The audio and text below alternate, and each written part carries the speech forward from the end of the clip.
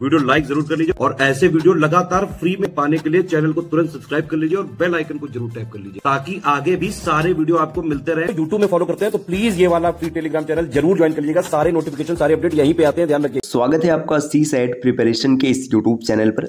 आज के इस वीडियो में हम लोग UPPSC प्री 2025 के लिए CSAT रीजनिंग के एक महत्वपूर्ण क्लास का डिस्कशन करेंगे, जिसमें ऐसे प्रश्नों का डिस्कशन किया जाएगा जो अलग अलग स्टेट PCS एग्जाम में पूछे जा चुके हैं। यह क्लास सभी प्रकार के स्टेट PCS एग्जाम और वनडे एग्जाम के लिए अत्यंत महत्वपूर्ण है। आप किसी भी एग्जाम की प्रिपरेशन कर रहे हैं, यहाँ से प्रश्न बनने की प्रबल संभावना है। तो चलिए दोस्तों, शुरू करते हैं आज के इस इंटरेस्टिंग सेशन को। इससे पहले बता दें कि हम लोगों ने इसके कुछ वीडियोस पहले कर रखे हैं। अगर आपने नहीं देखा है तो आप प्ले लिस्ट में जाकर ज़रूर देखिएगा। यहाँ पर प्रश्न संख्या 41 दिया है।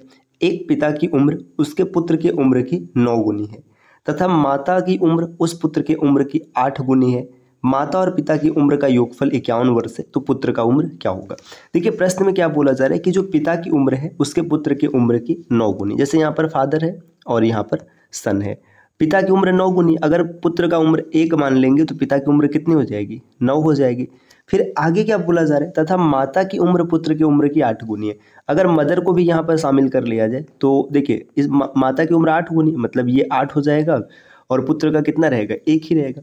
आगे बताया जा रहा है माता और पिता की उम्र का योगफल 51 है। अब अगर आप यहाँ पर देखेंगे ये 9 है और ये 8 है। 9 और 8 कितना होता है, 17 होता है। 17 की वैल्यू कितनी दे रखी है, 51 दे रखी है। तो 1 की वैल्यू अगर आप निकालेंगे तो आप लिख लेंगे 1 बराबर 51 और बटे में 17 भाग करेंगे तो आपको 3 मिल जाएगा। देखिए 1 की वैल्यू सीधी सीधी 3 दिख रही है, तो पुत्र का उम्र कितना हो जाएगा, 3 वर्ष, जो कि विकल्प डी में दिया है। तो इस प्रश्न का उत्तर हो जाएगा विकल्प डी। अगला प्रश्न यहाँ पर दिया है कि अधोलिखित कूट संकेतों में से सही विकल्प द्वारा श्रृंखला को पूर्ण कीजिए। अब यहाँ पर कुछ कूट संकेत दिए और आपको श्रृंखला को पूरा करना है। देखिए अब एक चीज़ ध्यान दीजिएगा, ये कोडिंग डिकोडिंग का प्रश्न है। अब यहाँ पर आपको ये पूरा करना है। अब अगर आप इसमें सोचेंगे हम प्लेस वैल्यू से सेट करें तो नहीं हो पाएगा। ये इलॉजिकल कोडिंग, इसमें कोई लॉजिक नहीं चल रहा है। इसमें पता है क्या है, देखिए जे मतलब जनवरी, अब F मतलब फरवरी, M मतलब मार्च, A का मतलब है अप्रैल। इसके बाद 3 प्लेस खाली है, तो अप्रैल के बाद क्या आएगा, मई, फिर जून और फिर जुलाई। तो MJJ विकल्प ए में है, यही इसका उत्तर हो जाएगा।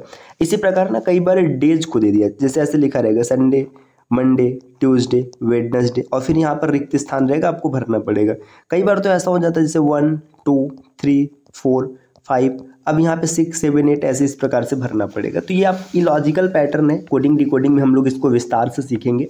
साथियों अगर आप रीजनिंग को पूरा फ्री में पढ़ना चाहते हैं तो चैनल के प्लेलिस्ट में जाइएगा। आपको एक प्लेलिस्ट मिलेगा रीजनिंग फॉर ऑल एग्जाम, जिसमें हम लोगों ने कुछ क्लासेस को डन कर रखा है और वो सीरीज़ लगातार चल रहा है। वो विशेष तौर पर RO का री एग्ज़ाम हो गया या फिर UPPSC का एग्जाम हो गया, इन सब के लिए काफ़ी इंपॉर्टेंट होने वाला है। और अगर आप कंप्लीट प्रिपरेशन करना चाहते हैं, जैसे आपको लगता है कि हमें पेड कोर्सेज को ज्वाइन करना है, कंप्लीट प्रिपरेशन करना है, तो ये जो स्क्रीन पर नंबर दिख रहा है, आप इनमें से किसी भी नंबर पर कॉल या व्हाट्सएप कर पेड कोर्स के बारे में जानकारी प्राप्त कर सकते हैं। चलिए अब अगले प्रश्न को देखते हैं। प्रश्न संख्या 43 यहाँ पर दिया है कि यदि बी कहता है, बी क्या कहता है कि उसकी माँ ए की माँ की एकमात्र पुत्री है, तो ए बी से किस प्रकार संबंध है। एक चीज़ ध्यान दीजिएगा, बी क्या कहता है कि उसकी माँ, जैसे यहाँ पर मान लीजिए बी है तो बी की जो माँ है ये हो गया है ना, ए की माँ की एकमात्र पुत्री है। अब ए की माँ अब की एकमात्र पुत्री है, अब ये जो बी की माँ है, अब ए की माँ, अब जैसे मान लीजिएगा ए की माँ होगी, यहाँ पर ए की माँ है कि एकमात्र पुत्री है। अब ये देखिए एकमात्र पुत्री है तो ये दोनों भाई बहन हो जाएंगे। अब बोला जा रहा है तो ए बी से किस प्रकार संबंध है। देखिए ये बहन का लड़का है तो ये क्या हो जाएगा, भांजा हो जाएगा। ए इसके लिए क्या हो जाएगा, मामा हो जाएगा। विकल्प ए इसका सही उत्तर होगा।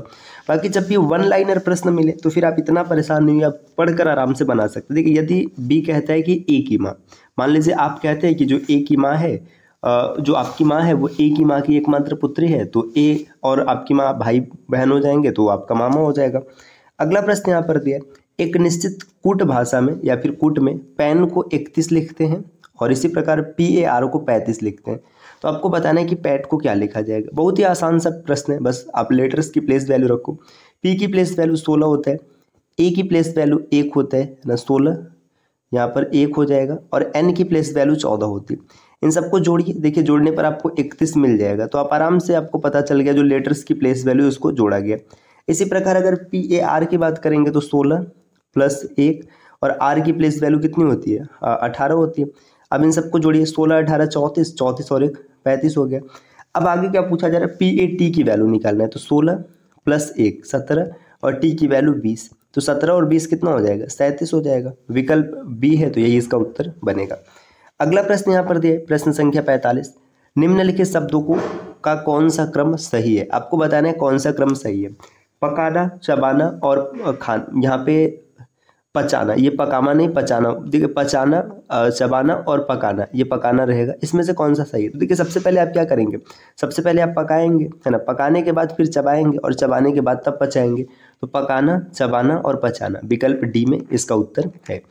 अगला प्रश्न यहाँ पर दिया हुआ है कि यदि प्लस का अर्थ गुणा हो, मतलब जो धन चिन्ह इसे गुणा कहते हैं, माइनस का अर्थ भाग हो और गुणा का अर्थ घटाना हो और भाग का अर्थ जोड़ हो, तो इसका मान आपको बताना है। ऐसे प्रश्न बहुत ही आसान होते हैं, बस आपको वैल्यू जो मान दिया होता है उसे चेंज करने से 4 आप लिखेंगे। अब भाग का मतलब क्या है? आप देखिए भाग का अर्थ है प्लस, तो यहाँ पर प्लस लिखिएगा। फिर 8 दिया। माइनस, माइनस का अर्थ क्या है? देखिए माइनस का अर्थ है भाग, तो माइनस का अर्थ है भाग 2। और फिर गुणा का अर्थ क्या है? गुणा का अर्थ अगर आप देखेंगे तो गुणा का अर्थ है -2 और फिर प्लस का अर्थ है गुणा, गुणा 4। इसकी वैल्यू आपको बतानी। अब सामान्य तरीके से आप कर लेंगे, पहले भाग करेंगे तो आप लिखेंगे 4 + 4, इतना हो जाएगा, ये भाग हो गया। -4 दूना 8 हो जाएगा। देखिए 4 और 4 8 होता है, 8 में से 8 घटाएंगे 0 आएगा। विकल्प 20 प्रश्न का उत्तर बन जाएगा। अगले प्रश्न पर आते हैं, प्रश्न संख्या 47 दिया है, निम्नलिखित कथनों की जांच कीजिए। यहाँ पर 3 कथन दिए गए और निष्कर्ष कौन सा सही होगा यही बताना है आपको। देखिए यहाँ पे दिया कमला रवि की पत्नी नहीं है, ठीक है, कोई बात नहीं। अब प्रेमलता रवि की माँ है। देखिए यहाँ पे जो प्रेमलता है वो रवि की माँ है, तो यहाँ पे ये रवि हो गया और इसकी माँ कौन है? इसकी माँ है प्रेमलता, ठीक है, ये प्रेमलता हो गई। आगे बोला जा रहा है सीता प्रेमलता की एकमात्र पुत्र वधू है। देखिए सीता जो है प्रेमलता की एकमात्र पुत्र वधू है, तो ये क्या हो जाएगा? ये लड़का हो जाएगा और सीता इसकी पत्नी हो जाएगी, तभी तो पुत्र वधू बनेगी। अब आगे यहाँ पर दिया कमला रवि की पत्नी नहीं है। अब कमला रवि की पत्नी नहीं है, कमला के बारे में कोई स्टेटमेंट यहाँ से नहीं पता चला। आगे दिया है कि प्रेमलता रवि की माँ है, ठीक है, सीता प्रेमलता की एकमात्र पुत्र वधू है। अब कमला कौन है, कहाँ से, तो इसमें कुछ नहीं पता चल रहा है। अब यहाँ पे ध्यान दीजिएगा, कमला सीता की बहन है, नहीं कह सकते भाई, कैसे कहेंगे, क्योंकि कमला का स्टेटमेंट क्लियर नहीं।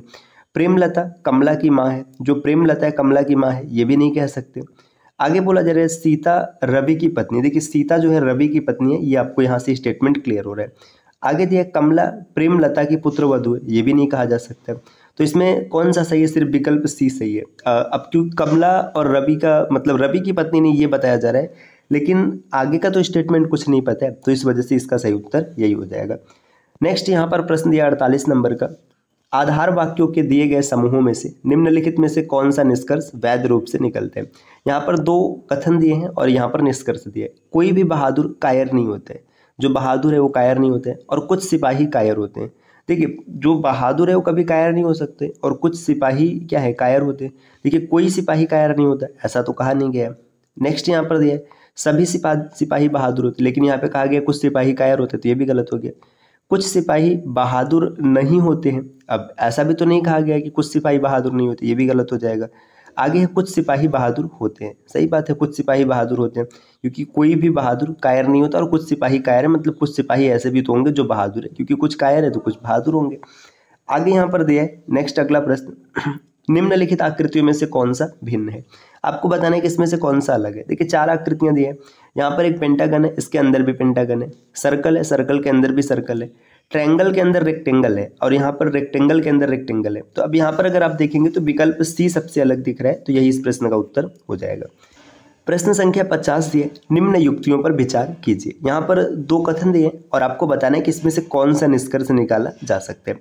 पहला दिया है सभी कभी आलसी होते हैं, और दूसरा दिया है कोई कभी आलसी नहीं होता है। अब इसमें आपको बताना है कौन सा सही होगा। देखिए ए सत्य और बी असत्य हो सकता है, ये तो नहीं कहा जा सकता है, क्योंकि ऐसा कैसे कह सकते हैं कि सभी कभी आलसी। ए असत्य और बी सत्य हो सकता है, ये भी गलत है। कोई भी कभी आलसी नहीं होता, ये भी कहना गलत है। ए तथा बी दोनों कथन असत्य हो सकते हैं, सही बात है कि दोनों असत्य हो सकते हैं। आप ये भी नहीं कह सकते कि सभी कभी आलसी है और कोई कभी आलसी नहीं होता, तो यही इसका सही उत्तर होगा, दोनों असत्य हो सकते हैं। तो दोस्तों ये आज के क्लास के 10 प्रश्न रहे जिनका डिस्कशन हम लोगों ने कर लिया है। इस प्रकार के वीडियोस आपको लगातार मिलते रहेंगे, बस इसके लिए आपको चैनल को सब्सक्राइब करना है। और अगर आप पीसीएस की कंप्लीट प्रिपरेशन करना चाहते हैं तो आप इनमें से किसी भी नंबर पर कॉल या व्हाट्सएप कर टीम के पेड कोर्स से जुड़ने की प्रक्रिया समझ सकते हैं। ये ज्ञान सर का व्हाट्सएप नंबर है, आप यहाँ से व्हाट्सएप के माध्यम से भी ज्वाइन कर सकते हैं।